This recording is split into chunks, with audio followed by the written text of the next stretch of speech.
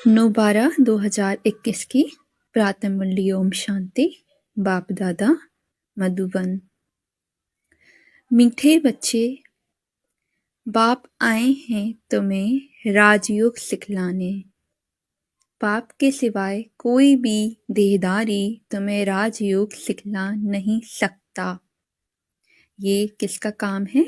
सिर्फ और सिर्फ बाप का, और इसकी योग्यता भी सिर्फ बाप के पास है और किसी देहधारी के पास नहीं। प्रश्न है, तीव्र भक्ति करने से कौन सी प्राप्ति होती है, कौन सी नहीं? तीव्र भक्ति करने से कौन सी प्राप्ति होती है, कौन सी नहीं? उत्तर, कोई तीव्र भक्ति करते हैं तो दीदार हो जाता है, बाकी सद्गति तो किसी की होती नहीं। दीदार में साक्षात्कार हो जाता है, भगवान दिख जाते हैं, उनकी झलक दिख जाती है, दर्शन दे जाते हैं। वापस बाकी सद्गति नहीं होती है, क्योंकि प्रॉपर समझ नहीं होती है ना। इस कारण वापस कोई भी जाता नहीं, बाप के बिना वापस कोई भी ले नहीं जा सकता। तुम इस बने बनाए ड्रामा को जानते हो, तुम्हें आत्मा का यथार्थ ज्ञान है। आत्मा ही स्वर्गवासी और नरकवासी बनती है। तो बाबा बता रहे हैं कि एक बाप का ही कार्य है, वो ही राजयोग सिखाते हैं। दूसरा बाबा बताते हैं कि जो भक्ति होती है तो उससे क्या होता है, आपको दीदार जरूर हो जाता है, लेकिन सद्गति नहीं होती है। और वापस जो हमें घर जाना है पूरा पाठ बजाकर, वो भी बाप के बिना कोई हमें ले नहीं जा सकता है। कहाँ पर? परम धाम में। तो और बाबा बोलते हैं, तुम्हें ही क्या है, आत्मा का यथार्थ ज्ञान है। आत्मा ही स्वर्गवासी और नरकवासी बनती है। ओम शांति। रूहानी बच्चों प्रति रूहानी बाप ने ओम शांति का अर्थ भी समझाया है। ओम को अहम अर्थात मैं भी कहा जाता है। मैं, आत्मा, मेरा शरीर दो चीजें हैं। ये आत्मा ने कहा ओम शांति अर्थात शांति मेरा स्वधर्म है। आत्मा का निवास स्थान है शांति धाम अथवा परम धाम। यह है निराकारी दुनिया, यह है साकारी मनुष्यों की दुनिया। मनुष्यों में आत्मा है और यह शरीर 5 तत्वों का बना हुआ है। आत्मा अविनाशी है, वह कम मरती नहीं। तो सोमा सिस्टर, अगर आपको कुछ भी समझना है तो आप जरूर पूछिएगा। तो बाबा यहाँ यही बोल रहे हैं कि आत्मा का क्या है, शांति धर्म है। शांति आत्मा का स्वधर्म है। और आत्मा कौन है? हम ओम शांति बोलते हैं, उसका मीनिंग होता है अहम, यानी कि मैं आत्मा शांत स्वरूप हूँ। शांत मेरा स्वधर्म है, शांति मेरा स्वधर्म है, और शांति धाम मेरा निवास स्थान है। तो बाबा आगे बोलते हैं, आत्मा क्या है? अविनाशी है, वह कब मरती नहीं। अब आत्मा का बाप कौन? शरीर का बाप तो हर एक का अलग अलग है, बाकी सभी आत्माओं का बाप एक ही है, परम पिता परमात्मा। उनका असली नाम है शिव। तो बाबा का नाम क्या है? असली नाम शिव। शिव का मीनिंग होता है कल्याणकारी। पहले पहले कहते हैं शिव परमात्माए नमः, फिर कहेंगे ब्रह्मा देवताए नमः, विष्णु देवताए नमः। उन्हों को भगवान नहीं कह सकते। सबसे उच्च है निराकार परमात्मा, फिर है सूक्ष्म देवताएं, यहाँ सभी मनुष्य है। तो भगवान कहते हैं कि सबसे पहले क्या कहा गया था? सिर्फ परमात्माए नमः। उसके बाद में जब पूजा भी सबसे पहले शिवलिंग की थी, है ना। शिवलिंग को ही बनाया गया था। अगर आपने हिस्ट्री पढ़ी हो तो हड़प्पा सभ्यता को पढ़ा होगा, तो हड़प्पा सभ्यता में लिखा गया है कि सबसे पहले जो साइंस मिले थे ना, तो उन्हें शिव की मूर्ति मिली थी। तो उन्होंने लगाया था कि सबसे पहले जो पूजा की थी, अनुमान लगाया था कि शिव की ही की गई थी। और बाबा भी हमें बोलते हैं कि सबसे पहले पूजा शिव की हुई है। तो यहाँ बाबा बोलते हैं सबसे पहले शिव परमात्माएं कहा गया, फिर देवताएं नमः, फिर विष्णु देवताएं नमः। ये उन्हों को भगवान नहीं कह सकते, सबसे उच्च है निराकार परमात्मा। फिर है सूक्ष्म देवताएं, यहाँ सभी मनुष्य हैं। अब प्रश्न उठता है कि आत्मा का रूप क्या है। भारत में शिव की पूजा करते हैं, शिव काशी। वे लोग लिंग बनाते हैं, कोई बड़ा बनाते कोई छोटा, लेकिन आत्मा का रूप है वैसे परमात्मा का रूप है। परम आत्मा उसको मिलाकर परमात्मा कहते हैं। तो यहाँ पर क्या है, भारत में सबसे पहले क्या किया था, अब ज्योति को किस तरीके से पूजा जाए तो उन्होंने क्या है लिंग बना दिए थे, है ना, शिवलिंग जिसको हम बोलते हैं। लेकिन जो इतने बड़ी तो होते ही नहीं, लिंग समान भगवान नहीं है। आत्मा क्या है, जैसे हमारी आत्मा होती है सूक्ष्म पॉइंट ऑफ लाइट, ऐसे ही परमात्मा की भी रूप होता है, लेकिन उसको क्या है परमात्मा कह देते हैं। परमात्मा उसको मिलाकर परमात्मा कहते हैं, क्योंकि वो सुप्रीम है ना, सबसे बड़ी सी बड़ी अथॉरिटी। परमात्मा के लिए कोई कहते हैं वह अखंड ज्योति स्वरूप है, कोई कहते हैं ब्रह्म है।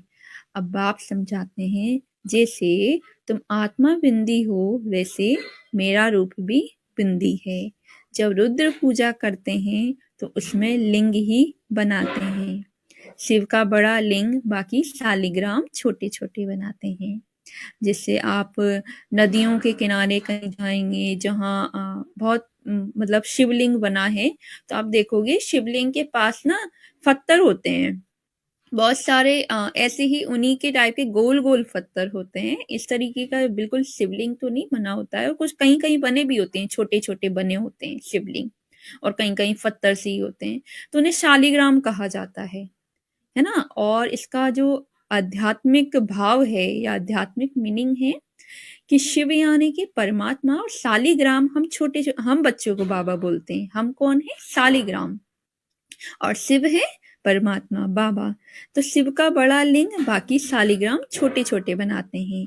मनुष्य को न यथार्थ आत्मा का ज्ञान है न परमात्मा का, तो वह मनुष्य बाकी क्या रहा।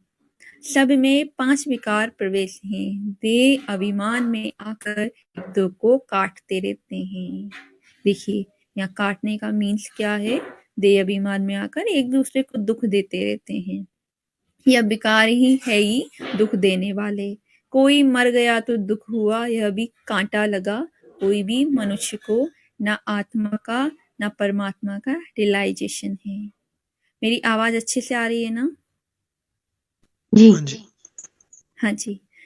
तो यह भी कांटा लगा, कोई भी मनुष्य को ना आत्मा का ना परमात्मा का रियलाइजेशन है। सूरत मनुष्यों की सीरत विकारी है। तो देखो बाबा बोल रहे हैं जो सीरत होती है ना, जो किसी को दिखाई नहीं देती है, अंदर की होती है, वो कौन है, वो कौन सी है, वो विकारी है, बाकी मनुष्य की सूरत है। इसलिए कहा जाता है रावण संप्रदाय है। रावण संप्रदाय क्योंकि है ही रावण राज्य। जब कहते भी हैं हमको राम राज्य चाहिए, गीता में भी अक्षर है कौरव संप्रदाय, पांडव संप्रदाय और यादव संप्रदाय। देखिए कौरव संप्रदाय है जो दुनियावी लोग है ना, जिन्हें ये ज्ञान नहीं है, जो पैसे पैसे पर जी रहे हैं, या फिर और भी उनके जो दुनिया के बहुत सारे कार्य कर रहे हैं, वो कौरव संप्रदाय में आ जाते हैं। पांडव संप्रदाय में हम बच्चे आ जाते हैं जिन्हें ये ज्ञान मिल गया है, जिन्हें परमात्मा नॉलेज मिल गई है, उन्हें पांडव कहा जाता है। और यादव संप्रदाय है जो यूरोप वासी हैं, जो रूसी हैं, जो अमेरिकन्स हैं, जो साइंटिस्ट हैं, जो कि क्या होगा, वो निमित्त बनेंगी आत्माएं विनाश की, है ना। बहुत सारे साइंटिस्ट वो ऐसी मिसाइल्स बना रहे हैं और वही युद्ध लड़ेंगे, विशेष तौर पे रूस का नाम आ जाता है, अमेरिका का नाम आ जाता है। तो ये यादव संप्रदाय कहलाता है, क्योंकि यही होंगे जो विनाश के निमित्त बनेंगे। सबसे पहले लड़ाई यहीं से लड़ेगी और बहुत जबरदस्त विनाश जो होगा उसके निमित्त यही आत्माएं बनेंगी। तो बाकी हम हैं बाबा के बच्चे, बाकी दुनिया के जो और अन्य है ना, उसमें कौरव संप्रदाय उसको बोल देते हैं हम, जो ज्ञान में नहीं है। और बाबा एक और शब्द लाते हैं, या असुर को भी बोलते हैं, असुर संप्रदाय भी बोलते हैं बाबा, असुर भी बोलते हैं। असुर में वो बहुत ही अति पापी आत्माएं आ जाती हैं, जैसे आतंकवादी आ जाते हैं, है ना, ऐसे ही मारते रहते हैं। वो सारे जो भी बहुत ज्यादा क्रूर आत्माएं या बहुत अति पतित आत्माएं हैं, वो असुर में आ जाती हैं। तालिबान अभी भी। तुम, हाँ जी, हाँ जी, यस यस, तालिबान जैसी वो असुर में आ जाती हैं। अभी तुम बच्चे राजयोग सीख रहे हो। राजयोग श्री कृष्ण सिखला ना सके, वह है सतयुग का प्रिंस।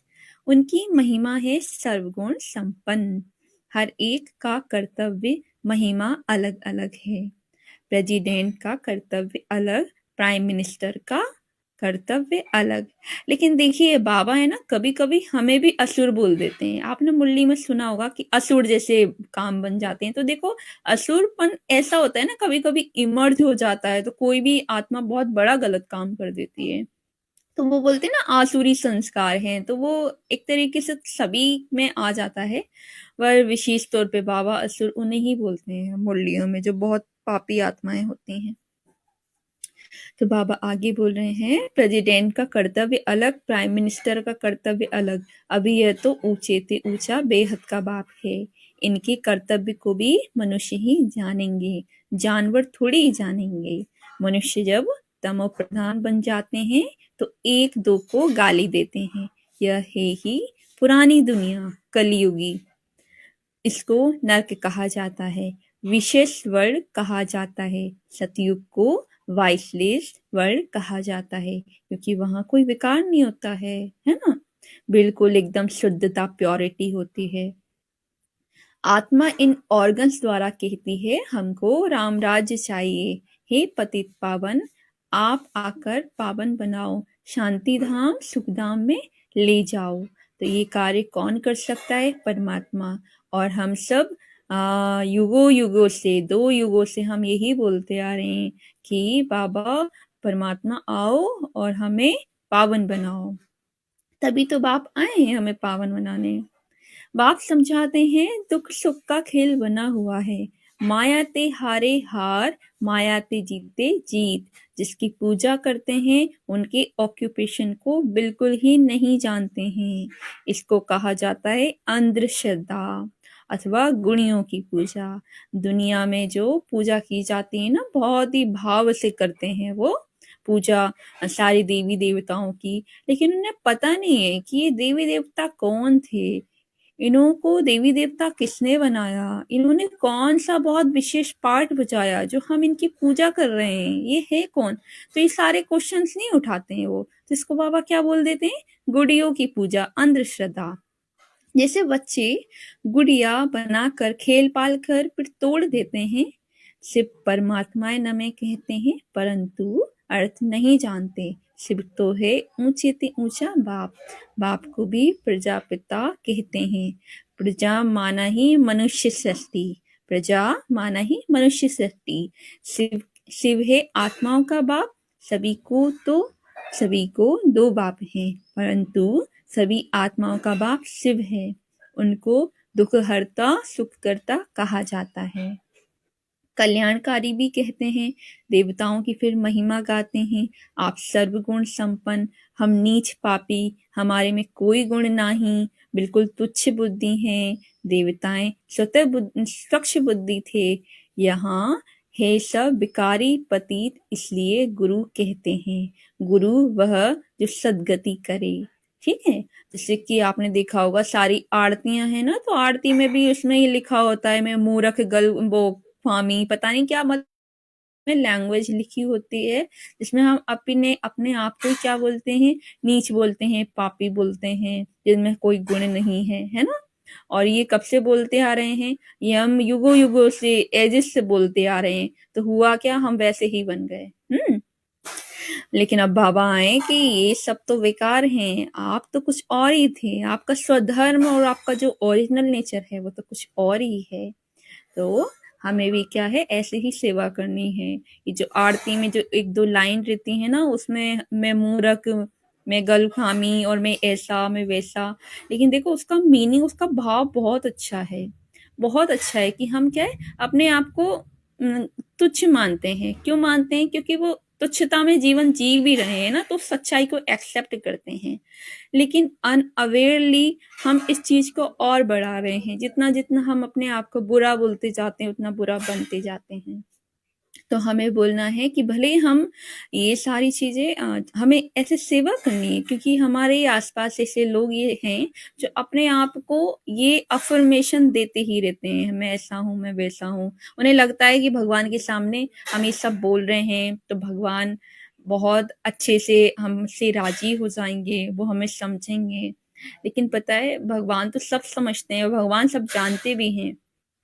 पर हमें क्या करना है? हमें उनके स्वधर्म पर उनको लाना है कि आपकी जो कमी कमजोरी या आप जैसे भी हो, ये सभी में है। ये संसार ही कलयुग है। कलयुग इसे कहा ही इसलिए जाता है क्योंकि कले कलेश का युग है, विकार अपने चरम पर है, पतित दुनिया है। लेकिन हमें ये नहीं भूलना है कि हम कौन थे और हमारा ओरिजिनल नेचर क्या है। तभी तो हम भगवान के बच्चे हैं। इसलिए इसलिए ना, क्योंकि भगवान जैसे हैं वैसे हम हैं। बच्चे तभी तो कहे जाते हैं ना, जैसे पिता होते हैं वैसे बच्चे होते हैं। तो हमें ऐसे धीरे धीरे सेवा करनी है, तो धीरे धीरे समझेंगी आत्माएं। आगे बाबा बोलते हैं, गुरु वह जो सदगति करे, गुरु किया ही जाता है वानप्रस्थ में। कहते हैं हम भगवान के पास जाने चाहते हैं। सतयुग में वानप्रस्थ अवस्था कहते नहीं।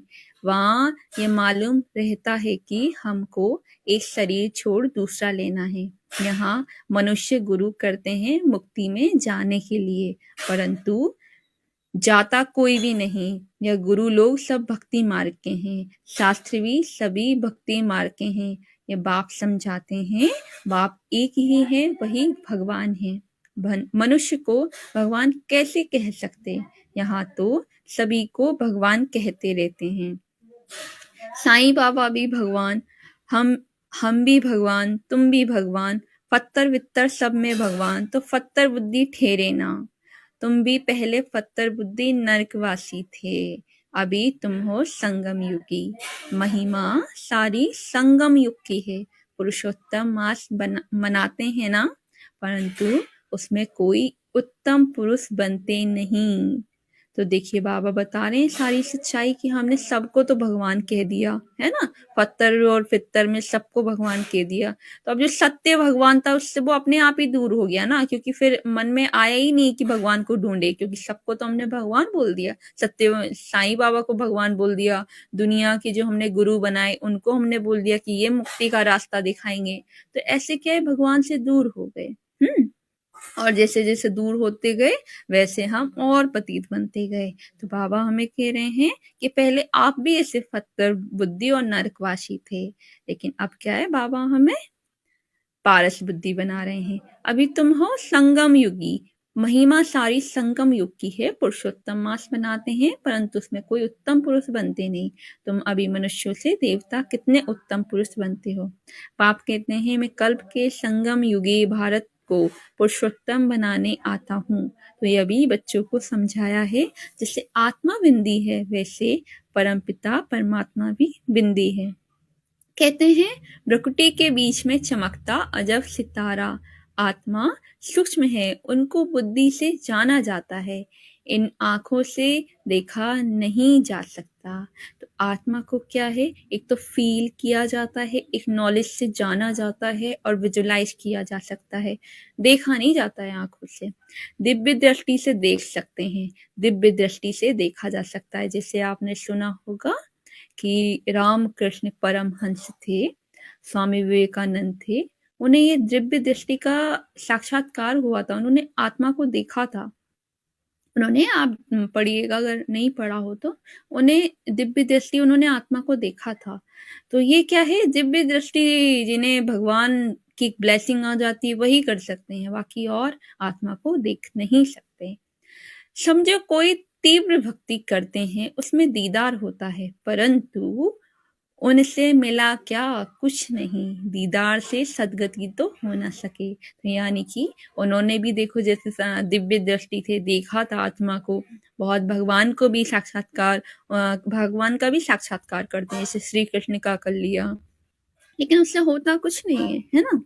होता किससे है? जिस तरीके से बाबा हमें डेली पढ़ाते हैं, डेली नॉलेज सिखा रहे हैं और डेली हमें योग का बोलते हैं, तो इससे इससे सद्गति हो रही है। ये है तरीका सद्गति पाने का। सद्गति दाता दुख हरता सुख करता तो एक ही बाप है। यह दुनिया ही विकारी है। साक्षात्कार से कोई स्वर्ग में नहीं जाते। शिव की भक्ति की दीदार हुआ फिर क्या हुआ? बाबा पूछते हैं। वापिस तो बाप बिगर कोई ले नहीं जा सकती। यह है बना बनाया ड्रामा। कहते हैं बनी बनाई बन रही, परंतु अर्थ जरा भी नहीं जानते। आत्मा का भी ज्ञान नहीं है। वह तो कहते हैं हर एक आत्मा 84 लाख जन्म लेती है। देखिए, दुनिया में ये बातें ज़रूर कहती हैं कि बनी बनाई बन रही है, सब सही है ये, लेकिन इनका मीनिंग वो नहीं जानते हैं। जानते कौन हैं? कि 5000 वर्ष पहले जो हुआ था, मुझ आत्मा की जो एक जर्नी थी वही हो रहा है। ठीक है, नथिंग इज न्यू। तो हम बच्चे जानते हैं इस बात को। उन्हें तो क्या है, इस बारे में क्लियर नॉलेज ही नहीं है। और वो क्या बोल देते हैं कि आत्मा 84 लाख जन्म लेती है। उसमें एक मनुष्य जन्म दुर्लभ होता है, परंतु ऐसी कोई बात है नहीं। मनुष्य का तो बड़ा पाठ चलता है। मनुष्य ही स्वर्गवासी और मनुष्य ही नरकवासी बनते हैं। देखिए, ये जो कहा जाता है ना कि 84 लाख जन्म लेती है, उसमें एक मनुष्य जन्म दुर्लभ होता है। ये जो गायन है ना, ये इसी जन्म का गायन है। ये जो संगम युग पर जो एक मनुष्य जन्म मिलता है और जो परमात्मा स्वयं आकर हमारी पालना करते हैं, तो उसको क्या बोला है, एक मनुष्य जन्म दुर्लभ होता है। वो इस समय का गायन, ठीक है। और 84 लाख जो जन्म बोल दिए हैं ना, वो 84 लाख योनियां हैं एक्चुअली, है ना। मनुष्यों के जन्म नहीं है, है ना, जिसमें कीड़े वीड़े ये सारे आ जाते हैं। तो इनका भी एक अपना अलग रूल है। जो सोल, जैसे बंदर की जो आत्मा है, तो फिर बंदर ही वाला बॉडी लेगी, वो बंदर ही फिर से बनेगी। तो इस तरीके से हम आगे पढ़ते हैं। तो मनुष्य का तो बड़ा पाठ चलता है। मनुष्य ही स्वर्गवासी और मनुष्य ही नरकवासी बनते हैं। भारत ही सबसे उच्च खंड था। लक्ष्मी नारायण का राज्य था। वहां तो बहुत थोड़े मनुष्य थे। एक धर्म, एक मत थी।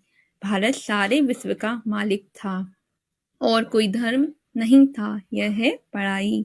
यह कौन पढ़ाता है?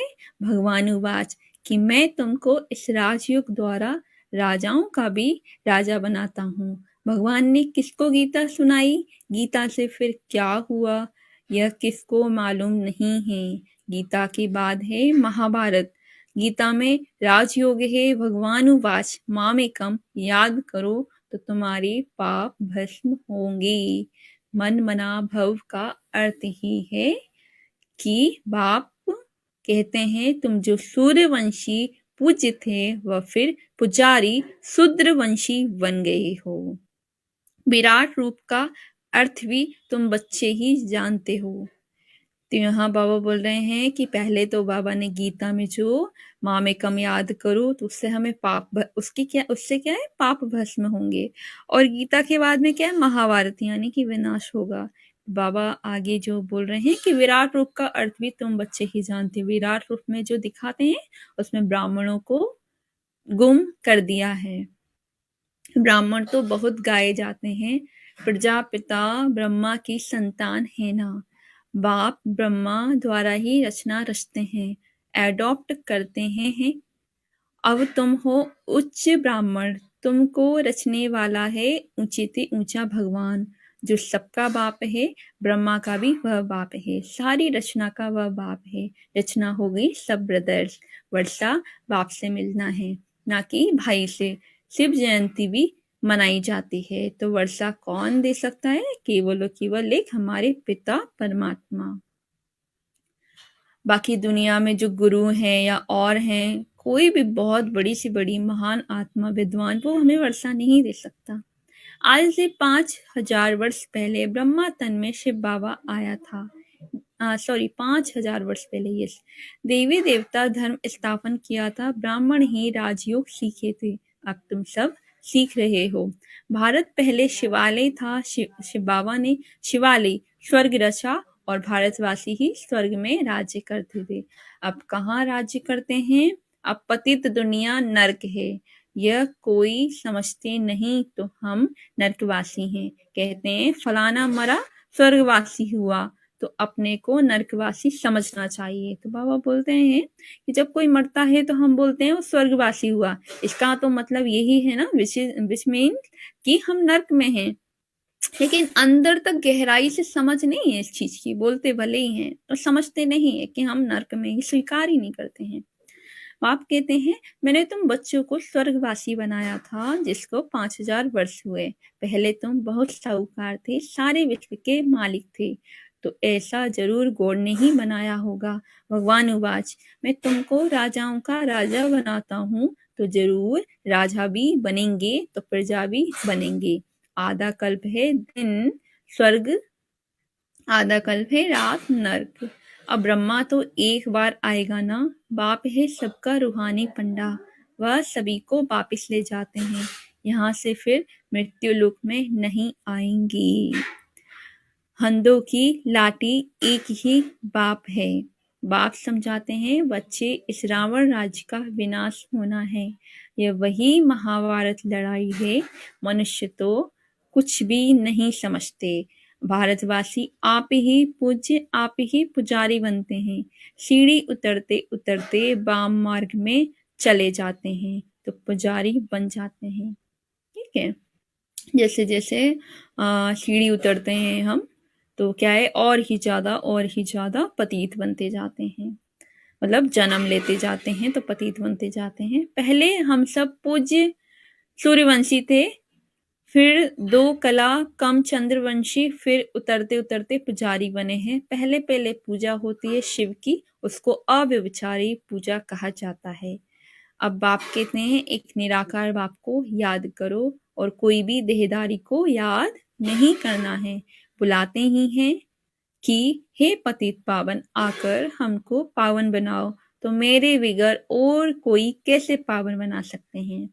सीढ़ी में दिखाया है कि कलयुग के अंत में क्या है, 5 तत्वों की भक्ति करते हैं, साधु सन्यासी ब्रह्म की साधना करते हैं, स्वर्ग में यह कोई भी होते नहीं, ये सारा ड्रामा भारत पर ही बना हुआ है।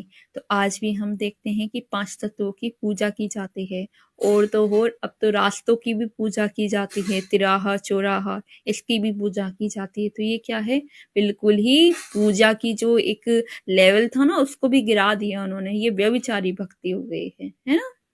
जो जिन तत्वों के हम स्वर्ग में मालिक थे अब उनकी पूजा कर रहे हैं, है ना। 84 जन्म लेंगे, यहाँ भक्ति मार्ग की कोई दंत कथाएं नहीं है, यह तो पढ़ाई है। यहाँ तो यह शिक्षा मिलती है कि एक बाप को याद करो, ब्रह्मा विष्णु शंकर को भी याद नहीं करना है, कोई भी देहधारी को याद नहीं करना है। तुम बच्चे भी कहते हो हमारा तो एक शिव बाबा दूसरा न कोई। बाप भी कहते हैं बच्चे गृहस्थ व्यवहार में रहते कमल फूल समान पवित्र बनो। जिस तरीके से कमल का फूल क्या है, कीचड़ में रहता है ना, कितनी गंदगी में रहता है, लेकिन उससे भी वो ऊपर उठा हुआ कितना खिला हुआ, कितना शुद्ध और कितना स्वच्छ रहता है ना। इसी तरीके से हमें भी ये कलयुगी ऐसे ये गंदे संसार में, पतित संसार में रहते हुए भी कमल फूल के समान पवित्र रहना है, डिटेच्ड रहना है। जैसे कमल फूल का मीनिंग जो होता है डिटेच्ड रहना, ठीक है, जो न्यारा है वो प्यारा है और सुंदर भी वही है। पतित पावन मुझ एक बाप को ही कहते हैं, फिर मनुष्य गुरु कैसे बन सकते हैं, खुद ही वापिस नहीं जा सकते तो औरों को कैसे ले जा सकते हैं। न कोई ज्योति ज्योत में समाते हैं, सब पाठ बजाने वाले यहाँ पुण्य जन्म में हैं। ठीक है, तुम सब हो सजनिया, एक साजन को याद करते हो, वह है रहम दिल लिबरेटर। कौन, बाबा को लिबरेटर कहा जाता है, वही हमें ये सारे दुखों से छुड़ाते हैं। यहाँ दुख है तभी तो उनको याद करते हैं, सतयुग में तो कोई भी दुख कोई भी याद नहीं करते। बाप कहते हैं हमारा पाठ ही है संगम युग पर, बाकी युगे युगे अक्षर रॉन्ग लिख दिया है। इस कल्याणकारी पुरुषोत्तम युग का किसको भी पता नहीं है। पहली मुख्य बात है बाप को जानना, नहीं तो बाप से वर्षा कैसे लेंगे। तो सबसे मुख्य बात क्या है, परिचय होना चाहिए। जब परिचय होगा तभी वर्षा ली जा सकेगी, यानी कि सतयुग, सतयुग का जो वर्षा मिलेगा 21 जन्मों का वो ले सकेंगे। रचना से वर्षा मिल नहीं सकता, बाप ने ब्रह्मा द्वारा एडॉप्ट किया है। मनुष्य यह नहीं जानते कि इतनी बड़ी प्रजा कैसे पैदा की होगी। यानी कि देखो बाबा कहा जाता है कि ब्रह्मा कौन है, प्रजापिता ब्रह्मा, यानी कि वो सारे प्रजा के पिता थे। लेकिन मनुष्य बोल तो देते हैं, लेकिन उन्हें ये नहीं पता कि इतनी बड़ी प्रजा कैसे पैदा की होगी, है ना। तो हम किस तरीके से हमारा जन्म हुआ है, हम मुख्य वंशावली हैं।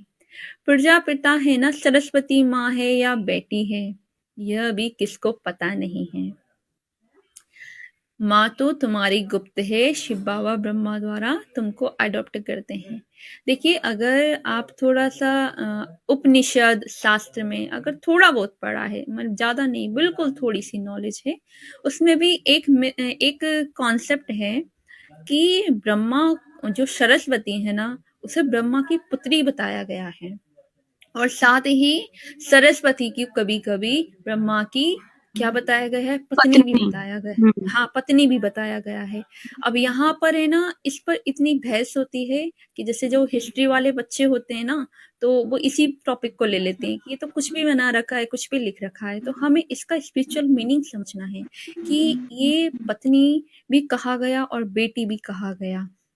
तो जिस तरीके से ये अभी संगम युग पर ये बातें क्लियर होती हैं, जैसे हम इस नॉलेज को समझते हैं ना, तब ये चीजें क्लियर होती हैं, पहले नहीं होती थी। पहले तो और ही जाके उसमें और ही क्वेश्चन बनते जाते थे। तो यहाँ पर इसका मीनिंग ये है कि जो सरस्वती माँ है, उनको किसने ज्ञान दिया, उन्होंने जो परमात्मा ने स्वयं उन्हें किनके तन पर ज्ञान दिया, आकर ब्रह्मा। ठीक है, तो ब्रह्मा द्वारा उन्हें ज्ञान मिला, तो यहाँ पर क्या है, वो प्रजापिता कहे तो वो उनके पिता बने, यानी कि वो सरस्वती उनकी बेटी बनी यहाँ पर, है ना।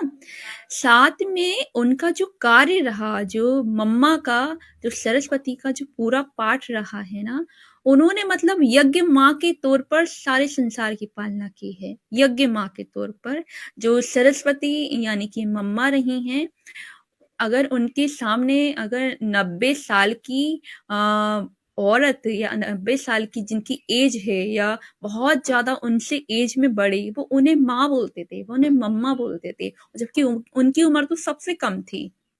वो बहुत ही कम उम्र की थी, लेकिन वो ज्ञान में बहुत बहुत ज्यादा थी, तो उन्हें सब माँ बोलती थी, सब मम्मा बोलते थे, उनसे पालना और उनसे भाषा ही माँ की आती थी।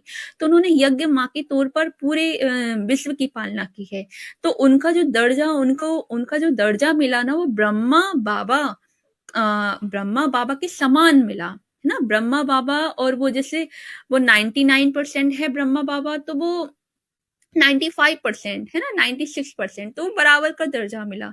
तो इस बराबर के दर्जे के कारण एक ये मीनिंग निकला कि वो दोनों पति पत्नी हैं, लेकिन वास्तव में क्या था कि वो बच्ची हैं, वो बेटी हैं, लेकिन उनका जो रोल रहा है वो ऐसा ही रहा है कि उन्होंने माँ के तौर पर भाषण दी है संसार को, इसलिए उन्हें सरस्वती माँ कहा गया, सरस्वती माँ कहा गया। और सरस्वती माँ इनकी पूजा पूरे ही संसार में की जाती है। आप देखिए कि मुस्लिम भी स्कूल्स में सरस्वती माँ की फोटो रखकर पूजा करेंगे।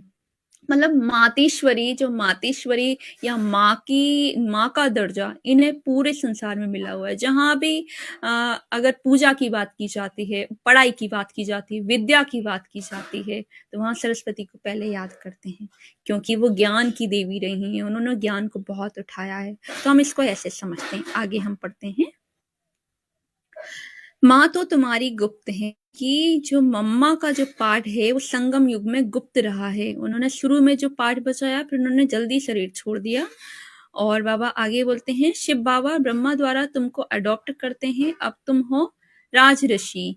ऋषि अक्षर पवित्रता की निशानी है, सन्यासी है हठयोगी, वह राजयोग सिखला ना सके। गीता भी जो सुनाते हैं वह भक्ति मार्ग की हैं, कितनी गीताएं बना दी हैं। बाप कहते हैं, बच्चे मैं संस्कृत में तो नहीं पढ़ाता हूँ, ना श्लोक आदि की बात है। तो यहाँ पे जो सत्य गीता थी, सत्य गीता को क्या है इस तरीके से उन्होंने बनाया कि उसमें श्लोक और वो सारी चीजें आ गई, संस्कृत आ गई, और वो सत्य भी उतना हुआ जैसे आटे में नमक के समान। लेकिन हाँ, गीता में सच्चाई है, लेकिन पूर्ण तौर से उतना नहीं, सब कुछ एक्यूरेट नहीं है, लेकिन फिर भी गहराई है उसमें, और उस गहराई में पूरी पूरी पूरी सच्चाई है। लेकिन आप देखोगे कि गीता के लेखक बहुत सारे बन गए हैं, उन्होंने उसका अलग अलग मीनिंग निकाला है। इतने सारे लेखकों ने अलग ही गीता का अलग ही मीनिंग निकाला है, उनका इंटरप्रिटेशन सबका अलग रहा है। तो बाबा वही बोल रहे हैं, बच्चे में संस्कृत में तो नहीं पढ़ाता हूँ, न श्लोक आदि की बात है, तुमको राजयोग आकर सिखलाता हूँ, जिस राजयोग में तुम पावन दुनिया के मालिक बन जाते हो। अच्छा, मीठे मीठे सिकलिदु बच्चों प्रति माता पिता बाप दादा का याद प्यार और गुड मॉर्निंग। रूहानी बाप की रूहानी बच्चों को नमस्ते। हम सब रूहानी बच्चों की रूहानी बाप दादा को याद प्यार गुड मॉर्निंग नमस्ते। थैंक यू बाबा। ओम शांति। धारणा के लिए मुख्य सार। पहला पॉइंट है, कभी किसी भी देहदारी को याद नहीं करना है, मेरा तो एक शिव बाबा, दूसरा ना कोई। यह पाठ पक्का करना है। ठीक है, जितना जितना हम बाबा को याद करेंगे उतना हम अपना कल्याण करेंगे और उतना हम दूसरों का या करेंगे। अगर हम किसी और को याद करेंगे तो उससे ना तो उस आत्मा का भला होगा ना हमारा भला होगा। तो हमें समझना है ना। दूसरा, बाप समान रूहानी पंडा बनकर सबको घर का रास्ता बताना है, हंदों की लाठी बनना है। जो पंडा होता है ना, जैसे वैष्णो देवी जाएंगे तो एक पंडा होता है, वो आपको सारे के सारे तीर्थ स्थलों का सारा सब कुछ आपको घुमाएगा, बताएगा, सारे तीर्थ स्थानों का पूजन करवाएगा, तो उसको पंडा कहा जाता है। तो यहाँ पर क्या है, बाप समान रूहानी पंडा बनना है हम, जो कि सबको घर का रास्ता यानी परम धाम का रास्ता बताना है कि कैसे हम पवित्र बनकर राजयोग से घर जाएं। हंदों की लाठी बनना है। ठीक है, वरदान है, सदा बिजी रहने की विधि द्वारा व्यर्थ संकल्पों की कंप्लेन को समाप्त करने वाले संपूर्ण कर्मातीत भव। सदा बिजी रहने की विधि द्वारा व्यर्थ संकल्पों की कंप्लेन को समाप्त करने वाले संपूर्ण कर्मातीत भव। संपूर्ण कर्मातीत बनने में व्यर्थ संकल्पों के तूफान ही विघ्न डालते हैं। इस व्यर्थ संकल्पों की कंप्लेन को समाप्त करने के लिए अपने मन को हर समय बिजी रखो। समय की बुकिंग करने का तरीका सीखो। सारे दिन में मन को कहाँ कहाँ बिजी रखना है या प्रोग्राम बनाओ। रोज अपने मन को 4 बातों में बिजी कर दो। पहला, मिलन रूरिहान यानी कि योग। दूसरा, वर्णन सर्विस यानी कि सेवा करना है, वर्णन करना है उसका। तीसरा, मगन और चौथा लगन। तो मगन और लगन, हमें इस ज्ञान में और बाबा की याद की मगन में और लगन में रहना है। इससे समय सफल हो जाएगा और व्यर्थ की कंप्लेन जाएगी।